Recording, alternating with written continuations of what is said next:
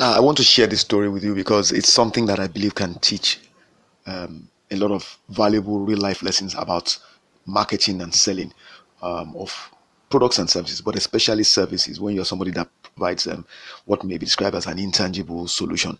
All right. Okay, no, this experience happened to me when my website was still spontaneousdevelopment.com. I had that website for about 9 years.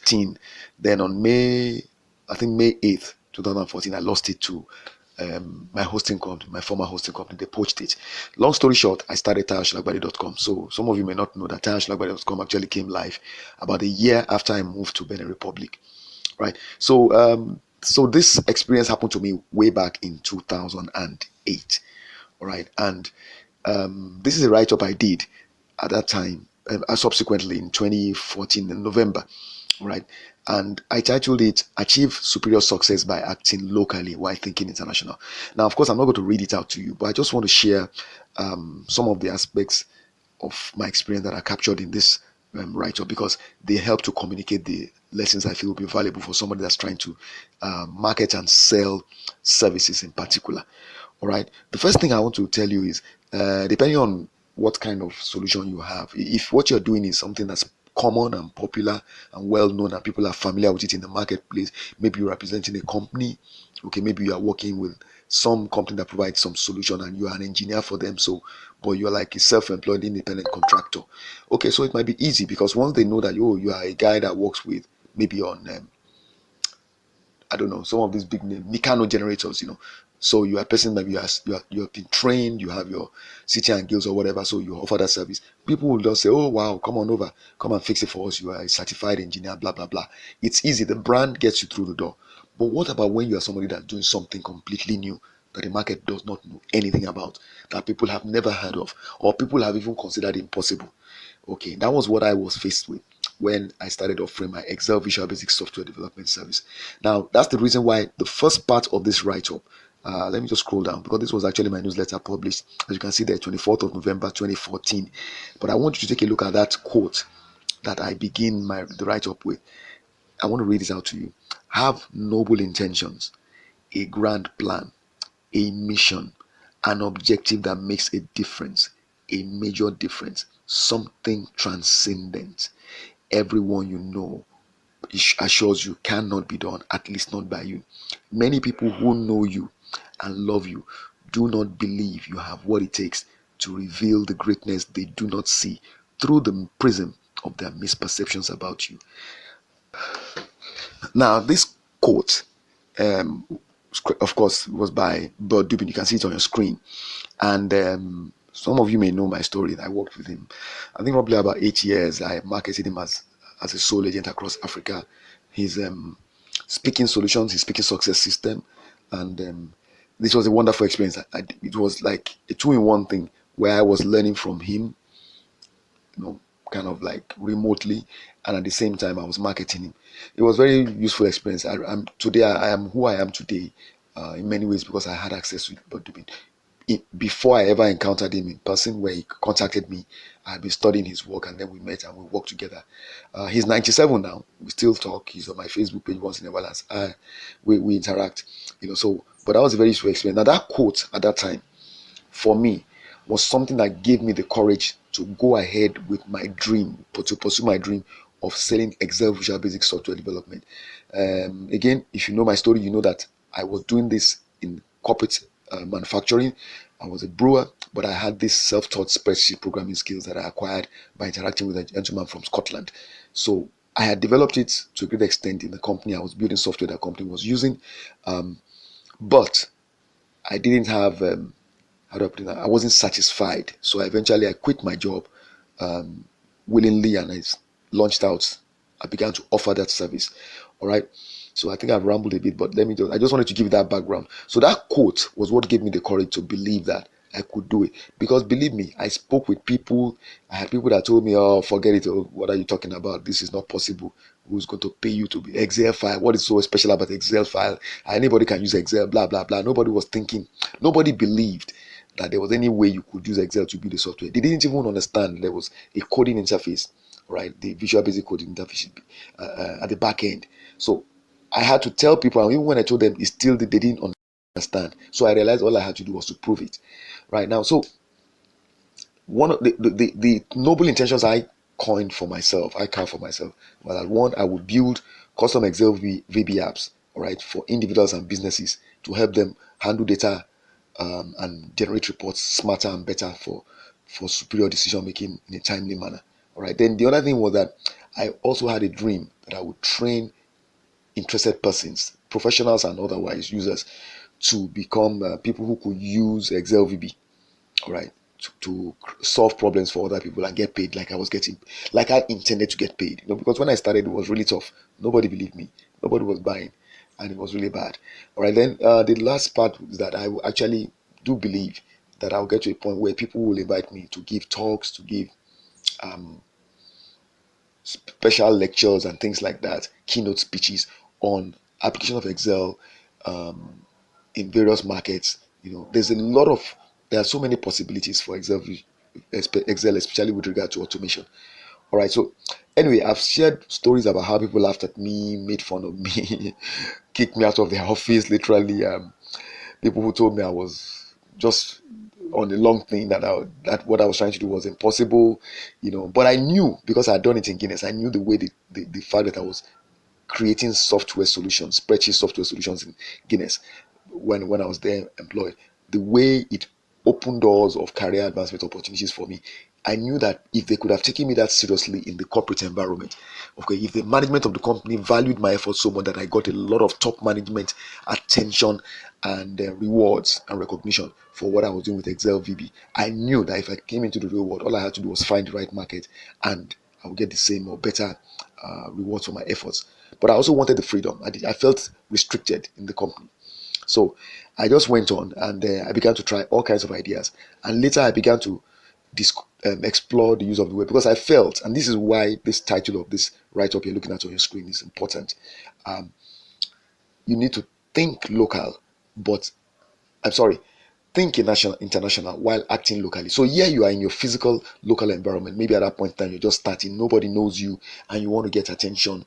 One of the best ways to do it, and that's the purpose of this write-up, the purpose of this video, is for you to begin to create marketing content that appeals to a potentially global audience. If you do that, because you know you are targeting a global audience and you want to step up your game, you just common sense. Once you are dealing with an international audience, you want to bring your best self to the fore, and so that pushes you to do way more than what you would have done if you just felt you were dealing with the local market alone. Now, because you are offering a solution which is in form of a service, all right, and because you know that so far you've not been recognized for it, you want to think of as many ways as possible to communicate the fact that you can actually deliver value that's worth paying for. That was what I did. I began to read about article marketing, all those things. This was how I evolved my web marketing system. I decided I would go online, and really begin to put videos of my stuff up, put sample Excel files. I was putting up demos of all kinds and putting screenshots, telling stories about what I had been doing in corporate employment, how I solve all kinds of problems. I put all those things there. And one day, I had been receiving phone calls, but one day I got this phone call from a Dutch expatriate working as a senior manager. It was actually he was the regional project manager. That was what he told me he was, for one of the very popular, very well-known brands, international multinational corporations. It's an oil service company, very popular.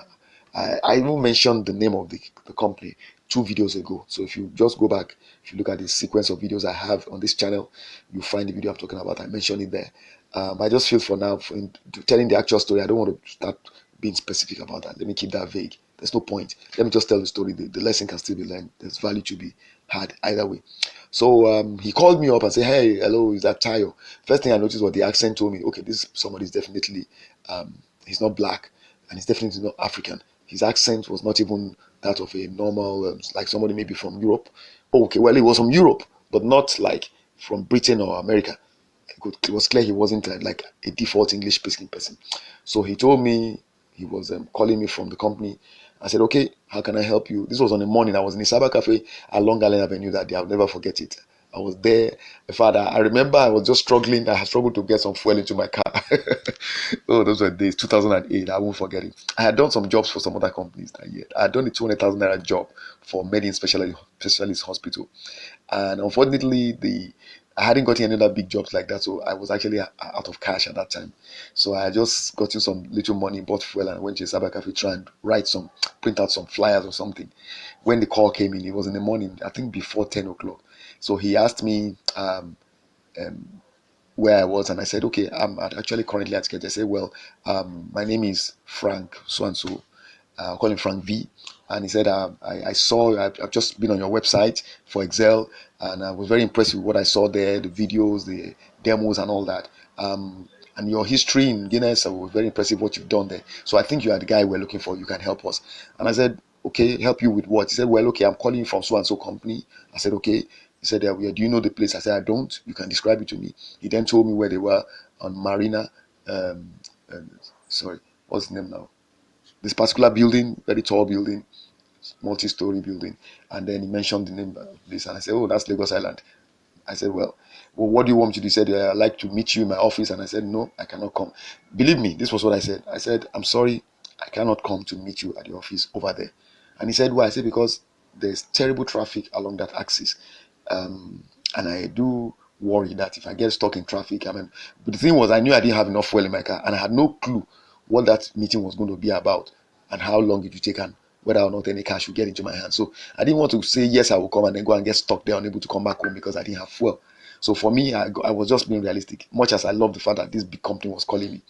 So I told him, I said, listen, I'm sorry, I cannot come down there. He said, okay. And this is how you test. Again, I'm talking about finding good buyers. All right. This person calls me. This is how you test for seriousness. He then says, okay, I am coming to the mainland since you are in Kenya.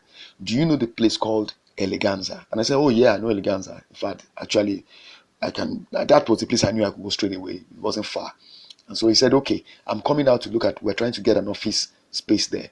Okay, we want to have some extra space we need. I'll be there with my personal assistant. Can you meet with me there around, I think he told me, I think somewhere around 2 o'clock or there's something like that. So I said, okay, why not? No problem. So I got myself ready, prepared a few things, because I knew I would need to show him some things. At that time, I didn't have a laptop. Okay, you have to understand. So all I had was I had this folder. I remember I had read Michel Fortin's paper on 10 Commandments of Power Positioning. So I had this in my folder. It was like kind of contained kind of printouts of all the different things I've done, testimonials from clients. I used to get testimonials, and then at that time people used to sign my testimonials and feeling this is about me. So I had testimonials from clients. I had what's it called? Kind of photos or kind of printouts of different interfaces from some of my software and things like that. So I got all those together and I went to meet with him at Eleganza. We met. We had a long discussion. I think lasted about 25-30 minutes. The PA was a young lady. They brought in a Jeep with a driver, and then he told me, okay, they will call me to meet with them at the office on the island, on Lagos Island. So I was excited. We separated. We said goodbyes, and then the next day, the next week, the week after, they called me and told me when I was to come. I got there. There was a key card prepared for me. I went to the top floor on the lift, used the key card to get access to the room, blah, blah, blah. And then I met with this gentleman, Ayo something. And he was I think the assistant to the head of the finance unit. And I had a long discussion with him for about 1 hour. They had this tax computation workbook, multi-sheets. I think it had over 30 sheets. God, it was huge. And they said the person that had worked on it and designed it, it was actually very useful. The company was using it for tracking of taxes they were to pay, I don't know, on multiple fronts. And the person had left suddenly. I don't know whether he was laid off or whether he moved on, but they didn't know how to use it. And again, when they wanted to use it, they saw that it was rather cumbersome. The interface was not very user-friendly. It was not intuitive enough. So Frank was saying they needed somebody to look at it and kind of do a kind of redesign and make it, optimize it. When I looked at it and I told them my feelings, and I'm going to be describing how I use an instrument called a needs analysis. Okay, how I use it to kind of dissect a potential client's task, so I know exactly what the issues are, and then how I just send them a needs analysis report. So I'm going to be sharing a needs analysis report for that particular project in the next video, in which I actually described my own analysis of what the problem was, what the needs were, and what I proposed would be the way forward. So anyway, we talked, and eventually the discussion ended about 1 hour later. And the man said, okay, they will talk to me later. We'll discuss, if you were to do this, how much would it be, blah, blah, blah. I said, okay, I'm going to tell you this, how much, blah, blah. We talked about it. And everything went well. We were smiling at each other when I separated. I had this discussion also with him, with Frank, in his office, where I had told him from the beginning, if I come down, you are going to have to pay me. And this is where I'm going to just end this video. I'm going to use it to kind of drive home a point. If I'm going to come down, you are going to pay for cover my transportation expenses, that my fueling. And I did that because I needed to kind of just make sure that I had something. I just felt there was no way I was just going to come all the way down to this area because of past experiences that I had. I don't want to go into details of those. I just didn't trust the system because of a lot of things that have been done to me by others in such organizations, not as big anyway. So he agreed. He told me when we met on that day at Eleganza, he agreed that he would cover my fuel cost, that he would tell his assistant to arrange the cash for me so I could buy fuel to return. It was a gentleman's agreement. When I got to his office and I finished discussion with Ayo and I went to his office, we still discussed it. He still said no problem. But, when I arrived, so I met with the guy. When I finished, I couldn't get a hold of him. I told the young lady to try and reach out to him. She called him. He didn't pick his calls. He was in the building. So I was angry. I went to my car because she told me he never told her any such thing. I said, no problem. I went to my car. I sat in my car. Then she called me. And if I recall correctly, she was then telling me, oh, yes, I spoke with him. He said he remembered. He said, okay, when you start next week, blah, blah. I said, madam, I'm not even coming back upstairs. I just drove my car and I said, if I run out of fuel, I run out of fuel. I went back home. The next morning, she called me and said, oh, they had actually discussed about it, and they had instructed her to let me know that I had been chosen to do the job, that they were congratulating me that for an entire year, they had other people who had been called up, all sorts of Excel experts from different places who had called in, and they had interviewed them, but I was the best. That the expatriate head of the finance department was also very impressed. Ayo was impressed. Everybody said, wow, they were quite impressed and they believed that I would do the job well, and they wanted me to start in the upper week. I said, that's okay. But the thought was still in my mind about father. The simple agreement of about, I think the amount of money was about 2,000 naira, had not been kept. You had agreed something to me face to face on 2 occasions, and you still didn't honor that agreement. I didn't believe I could work with that person. Then the second thing was that I had worked with other companies before. For instance, I'll mention the name MTN. MTN hired me in 2003, right, to do a training for their national distribution manager. They allowed me to go and register my company, waited for me to do that, and then they made sure they paid me my money. I didn't have to beg anybody. I didn't have to run after anybody. Nobody disturbed me. I got paid. I got my check, went to VI, collected my check, and I went to cash my check. I got my money. I don't think I deposited the check and the check cleared. Now, I knew the process that I had followed to work with MTN. So they were not going to be the first big company I was going to work with. These guys did not talk to me. They did not ask me if my company was registered. They did not ask me if I had a company. They did not ask me how was I going to receive money. They did not ask me to bring in any documents, like any proposal or anything. They just said, come and start work. So I'm not saying they wanted to do ill to me. All I'm saying is that those were things that threw a lot of red flags. Why am I mentioning it? Because I'm trying to tell you that when you are marketing and selling, the fact that people are nibbling at the bait you are putting out does not mean that they are good people. Does not mean that if they're nibbling at the bait and they say come and start work for us, and you start work for them, it does not mean that they're going to honor whatever agreement you have. You've got to get them to commit. And you've got to check for signs that they are going to honor that commitment. That's a whole other kettle of fish. But I had some things I had done. I do a lot of work learning. I tell people all the time, you've got to become a student of learning. And I became a student of learning because it was the training I had. So I had read up stuff by all sorts of consultants. But there's one particular man who stood out, and I'm going to use that to as a kind of an admonition to all of you listening to me. His name is, or was, Herman Holtz. He's passed on many, many years ago. Herman Holtz. And Google him. I'm sure there's still some stuff on him on the internet. They used to call him the consultant's consultant. And I read a lot of stuff about him. But some of the things that remain imprinted in my memory and the things he said concerning how you should carry yourself. He said you must be a dignified professional at all times. It is the way you carry yourself that will make people treat you with respect, whether they are big companies or small companies. And he mentioned, he shared many stories about how he was working from his home office all through his career as an independent consultant. He never maintained an office external outside of his home. It was always a home office. And he said people from the big like that would come, directors, these were big people, will come to have meetings with him in his home office, and they will not complain about the fact that his office was in his home. They did not make a big deal out of it because they understood that because he was an independent consultant, he had to keep his overheads low. But the other thing he shared in his book, okay, The Independent Guide to Consulting, the other thing he shared in his book was that if you are dealing with such a big company, he said you need to protect yourself. And one of the ways to protect yourself is to insist upfront that they pay you at least 1/3 advance on the total amount you've agreed with them. Why? Because you are a small operation. You are a solo entrepreneur. In most cases, that's the way you are. So therefore, it means that if you're going to work with them and they want you to deliver value to them, you need to be able to commit. For you to commit, you must be taken care of in terms of your own immediate needs by way of expenses, by way of overheads. So he said that is how you will check for goodwill. He said if they do not honor that request of giving you like at least up to 1/3 of your total amount, he said do not take it. Take it as a red flag. That individual that's dealing with you, take it as a red flag. He said there's no big company of that status that will have a problem giving you some money upfront like that to make a commitment for you to do that kind of work. You understand? Now the thing is to mention is this: when I did work with MTN, I actually tried to request for that. They didn't agree. But let me tell you something. I got given something else by the person I was dealing with that helped me to weather that storm. That gave me the conviction that there was goodwill, that the people I was dealing with were really had good intentions.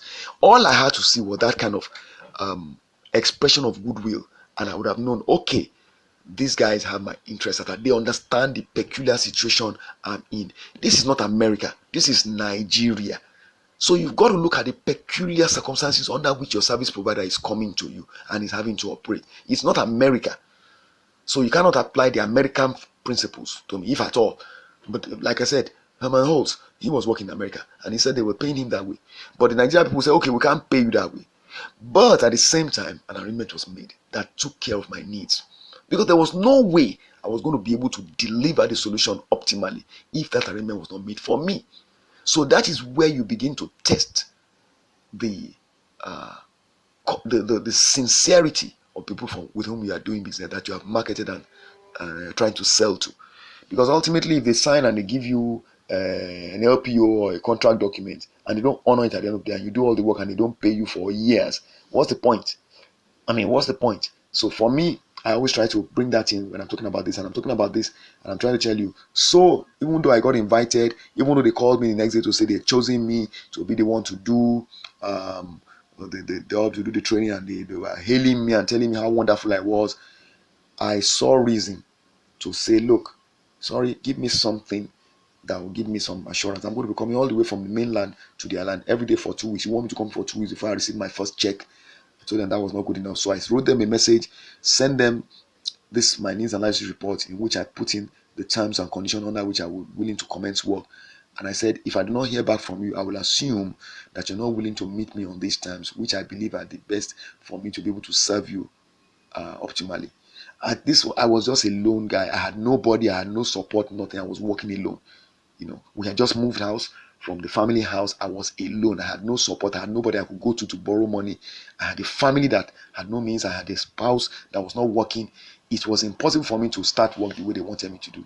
And I had told him all those things when I went there. So I'm ending this on this note because it's important for you to understand that everything may look good, but sometimes when it looks too good, put a question mark on it and ask some questions. Try to dig deeper so that you don't start something that will hurt you rather than help you. All right. But other than that, if you look at what I've described here, you see that the way you choose to use the web in terms of how you use it for your marketing can really benefit you. Because I didn't know somebody from that big company will go and check my website or will even find me, but they were looking for a solution. and they found me. Now that's what I keep saying about the Nigerian nonsense. Sometimes you see, because I know if I was in another country, in a developed country, I know that that experience, that relationship would have gone a different way, most likely positive. But in Nigeria, it's always a case of so many layers of intrigue that you have to go through. But despite all of that, I can tell you, I didn't make that sale, but I went on to make so many other sales. And since then, I've made sales. I've been paid 2,500 euros by a company based, funny enough, in Holland. So it's still Dutch, but a different company. They were interested in the software I built for Russian formulation. They were told about me by a professor in South Africa, a Nigerian professor, and they contacted me to ask me if I could do a research paper, write a research paper on it. I decided to do it. I did a questionnaire survey, did the paper. They paid me 2,500 euros. I got the money. It was almost 500,000 naira. Come on, that was in 2014, funny enough. So look at it this way. Either, no matter what one may think, the experience I had from the past enabled me to carry on. I had more experience to draw upon, and it enabled me to keep exploring new avenues to succeed. And I was succeeding and building on my successes until the bigger opportunity came. And by that time, all the preparation I had enabled me to take advantage of that opportunity, and I struck gold. And from then on till now, it's been getting better and better. But the foundation of it was that I chose to bring my stuff on the web, and I chose to aim for an international audience. Even though I was acting locally, even though I had no access physically to the international market, I chose to take my stuff and put it on the web and promote it to a global audience. And people were telling me, oh, nobody will be interested in it. And guess what? The same marketing which people were telling me all of that is where I've been getting 80% or more of my buyers. So it's just the thing. People who are talking to you may not have a worldview that enables them to appreciate where you are going. It is left for you to pursue your dream with conviction, because you know what you are capable of. And so you should be the one that should remain inspired. Don't let anybody deflate your motivation, all right? Deflate your passion. Don't let anybody put you down. Believe in what you're doing. So long as you know you have the competence, that means you can succeed. But do not limit yourself to the local environment. Take your stuff and put it on the internet in a manner that enables you to show what you can do convincingly. It's only a matter of time before people begin to reach out to you. That is the experience. I'm telling you this based on actual achievements I've recorded over the last 15 years. The life I live today is like a dream. I have so many clients today. Most of them have never met with me. They continue to pay me money till now. So you can do the same thing if you only choose to leverage the web the way I described to you in this series. So I'm going to end with this quote, because ultimately what you need to do, as I said, is you have to believe in yourself, no matter what people say to you, no matter how much they feel that they know more about it than you, and probably tell you that you can't get it right, you can't succeed with what you're trying to do. I'll share this quote with you to hopefully inspire you as you try to act locally while you're thinking international. Okay, and you take action to do your marketing to a potentially global target audience. It goes thus: I have never started a company that at some point didn't cause me to have doubts. This must be a stupid idea because no one else is doing it. I thought, he's thinking to himself, why don't people get it? Maybe there's nothing there. We all have self-doubts, but as entrepreneurs, we don't let these thoughts stop us. It is only a sanity check, and it's a normal thing. This gentleman, Frank Tarkenton, used to be a successful American footballer and then became a millionaire entrepreneur. And those words, I think, are just something that provide a perfect way to end this. So just understand, the whole approach to marketing that I'm describing here is not common. A lot of people don't do it. People believe in getting introduced by somebody that knows somebody that knows somebody. As I've told you in this recording, I didn't know anybody. Like 95% of all the sales I've made, I've never been through anybody introducing me to anybody. I've dealt with complete strangers for the most of my entrepreneurial career, and I found that those strangers have been the most willing to reward me in line with what I had demanded. So it's in your best interest to try and do that. But when you're going through, well, again, this is peculiar to Nigeria. So in other parts of the world, when people do refer you, somebody who's introducing you, somebody that knows you and connects you with somebody else, people tend to be willing to pay you what you're worth. Over here, I'm just saying it based as it is, based on what I've gone through. All right, I wish you well.